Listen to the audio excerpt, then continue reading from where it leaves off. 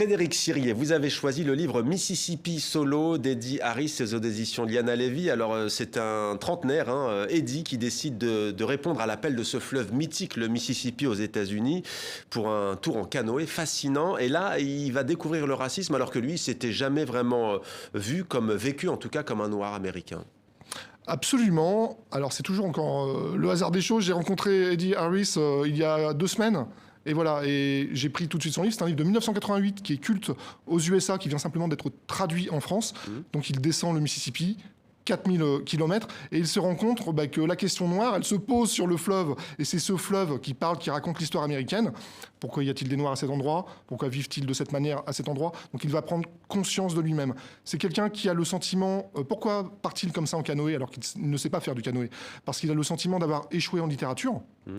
Et il veut se refaire une sorte de santé, quelque chose comme ça. Et la littérature, c'est la santé. Voilà. Il en a ramené ce livre, qui est vraiment un très très beau livre, qui est très, très touchant par sa simplicité, en fait. La littérature, c'est la santé, c'est vraiment une belle métaphore en cette période pandémique et alors que les librairies vivent des temps difficiles.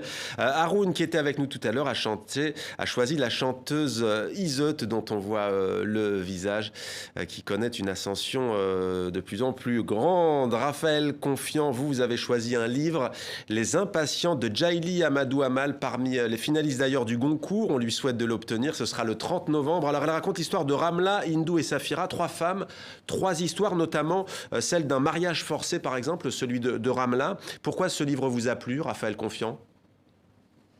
Eh bien, parce que ce livre expose la souffrance des femmes africaines contraintes de se marier sans amour, je dirais. Ce livre est très touchant parce que, comme elle explique l'auteur, d'une formule choc, le premier diplôme d'une femme, le premier mariage d'une femme, c'est pas un homme, c'est son diplôme. Et effectivement, au Cameroun, sans diplôme, une femme est forcément obligée et contrainte de se marier au premier venu et parfois à un polygame. Merci. Et elle exprime très bien toutes les souffrances de ces femmes.